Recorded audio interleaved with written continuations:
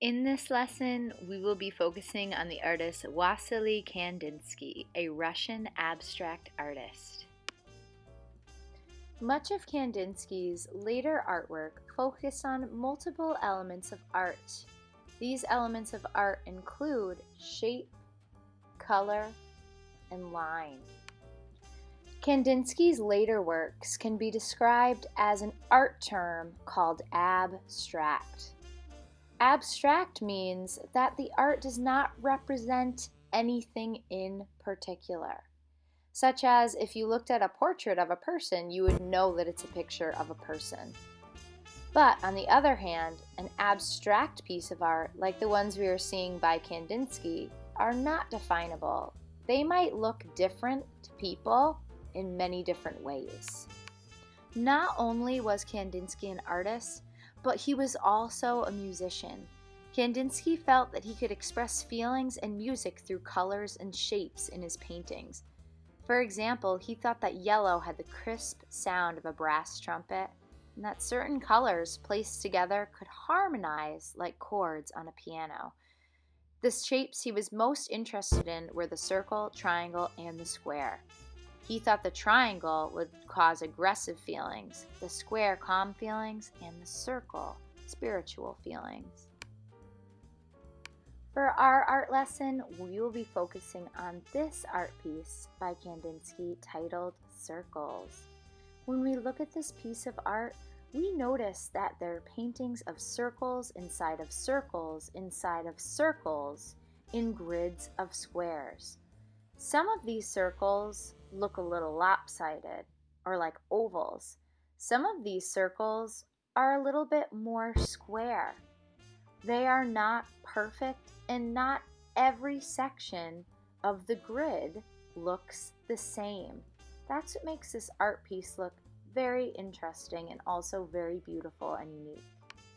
For our lesson, we're going to keep in mind how beautiful and unique these circles are that Kandinsky created as we explore creating some interesting circles of our own in our project.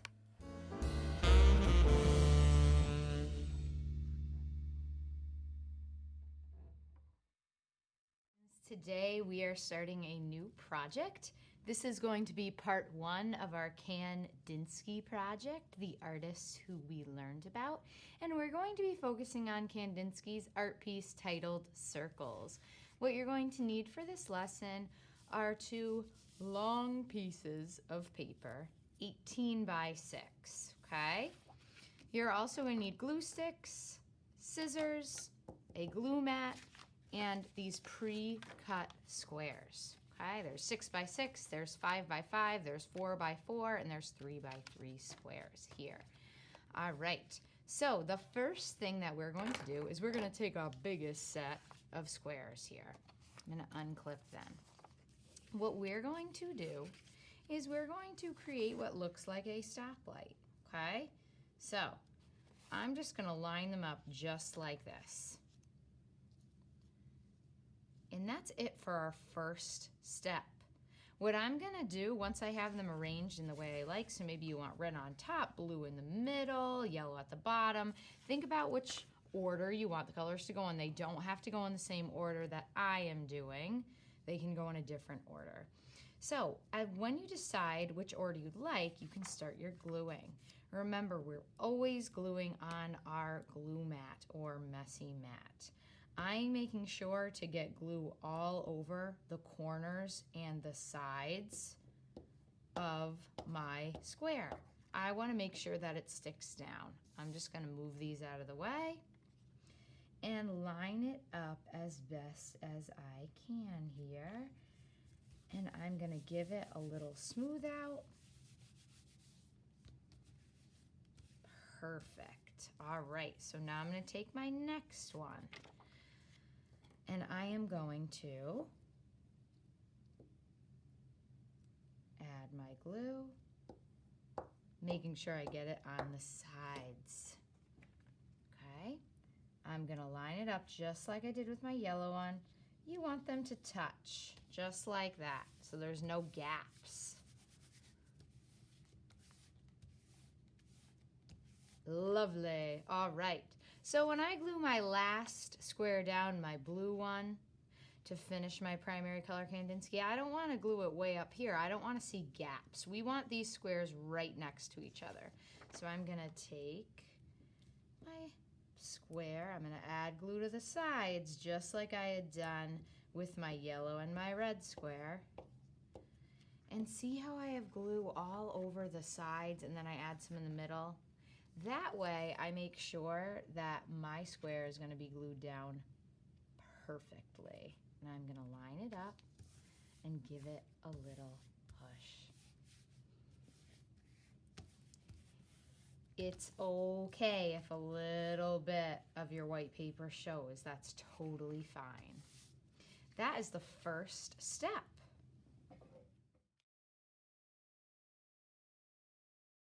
All right, so we finished step number 1. That was gluing our squares on to our 18 by 6 inch piece of rectangular paper to make this stoplight.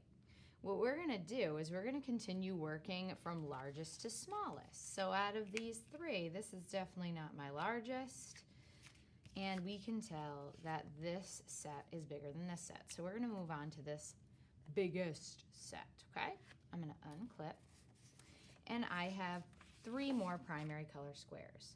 What I want to do is turn these squares into circles. And how I'm going to do that is by cutting and turning my paper. I'm going to start right here near the edge. And what I want to do is I want this circle to be as big as possible. I do not want it to be really teeny tiny. You can see that I'm cutting pretty close to the edge of my square. Now, when we looked at the piece Circles by Kandinsky, his circles were not perfect. These do not have to be perfect circles. They might be a little oval shaped. They might be a little bumpy. But there's my first circle, and you can see I don't have a lot of scrap left. I turned my square into a circle. So I'm going to move that scrap out of the way. There's one circle. So I'm going to do the same thing with my red one. I'm going to start from the corner, and I'm going to turn my paper, okay? I'm staying close to the edges to keep this circle big because we are going to need to fit more circles on top, okay? So I'm turning my paper as I cut, and there we go. There is my second circle. Fantastic. And again, it's not perfect, but it does not have to be. And there are some of my trimmings. I have one circle left. I'm going to do the same thing. I'm going to cut around. And this is a great way to just get used to turning your paper while you cut. Try and get smooth cuts. We're transforming a shape into another shape. This is a really, really cool project. All right, and there's my last one. And this one's a little more square, but that's okay. So what I'm going to do is I'm going to figure out where I want these circles to go. So I don't know if I'd want it like this. It would be really hard for me to see my circles. So maybe I want to do this. But this blue one still kind of is camouflage, so I'm going to move it like that. I think that looks pretty cool. Not bad. Or you could go like this. There's lots of different ways that you can do this, but you are the one to make that decision, okay? So I think I'm going to have mine like this. Now I'm going to glue, okay? I'm going to take my circle, put it on my glue mat, and I'm going to put glue all the way around that outside edge and a little in the middle. I am going to put my circle right in the middle of my stoplight, and I'm going to give it a push and a little bit of a rub so it's nice and flat. Perfect. I'm going to do the same thing with my blue circle. Take it, put it down, give it a rub so it's nice and flat. Perfect. And I'm going to now take my last circle, my yellow circle, and I'm going to take some glue, put it around the outside, and I am always gluing on my glue mat. I have never glued my circle directly onto my squares. I'm always gluing on my glue mat. Perfect. that is step number 2 of your project. So we started by putting our biggest squares down as the stoplight on our paper. Then we took our next biggest set, or our second smallest set, and started cutting our squares into circles, right?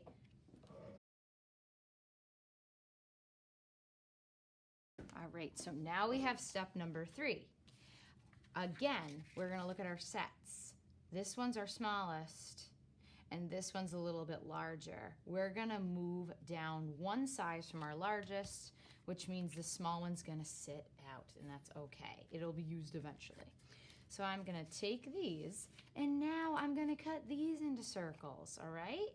So I'm going to do the same thing I did in the last step, and I am going to turn my paper while I cut to make a circle. And it's a little bit smaller than my last ones. You can see those are my cuttings. It's not super duper small. And you can see that they fit just like that, okay? So I'm gonna move on to my next circle.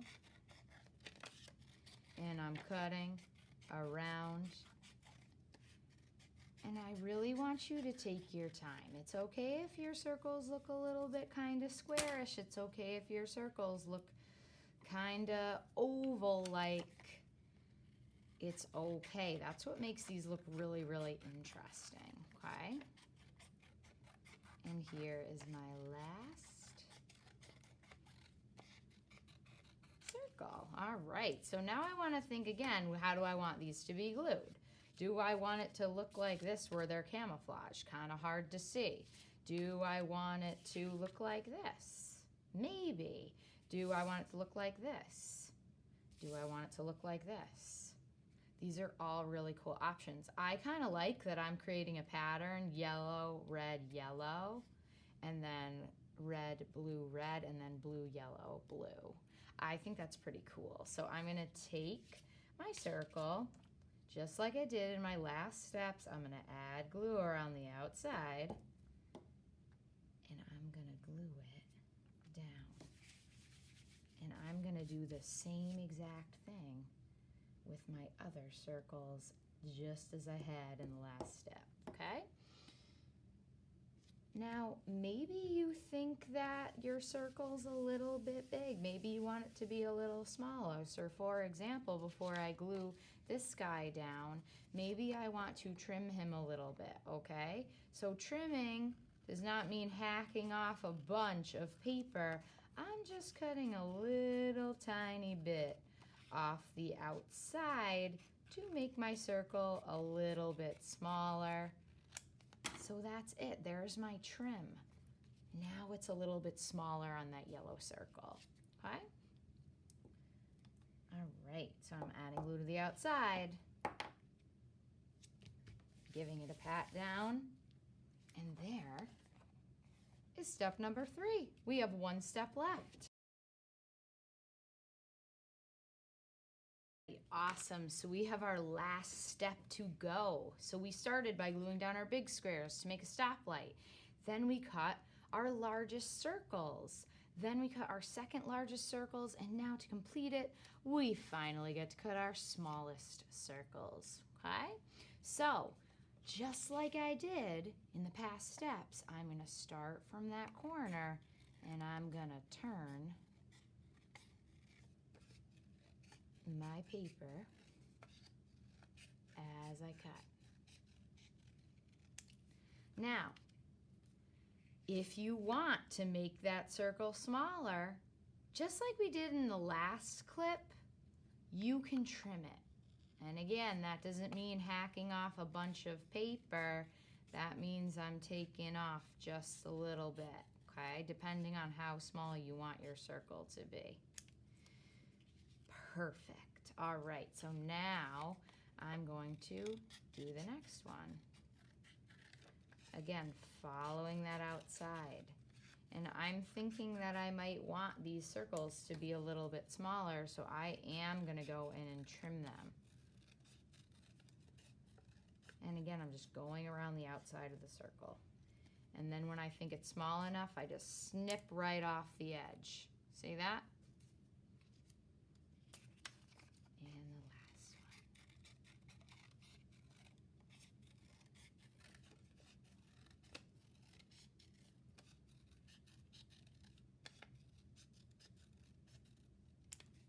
All right, perfect.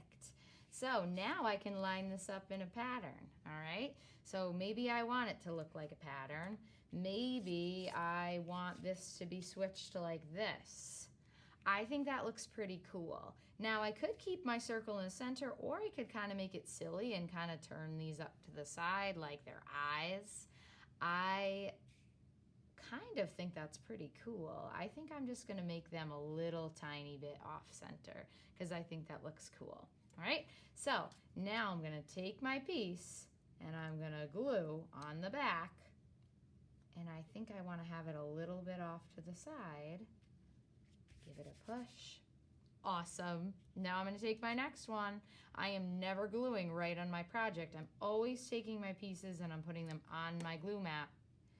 Ooh, that one I'm gonna have go down there. That looks so cool. And I have one left. Here we go. And this one I'm gonna have looking down. I kind of like that. Again, you don't have to make your circles kind of going different directions. You can make them look like a dartboard where they're kind of just even all the way through. But that's a cool way to make your primary color Kandinsky project look a little bit interesting and unique.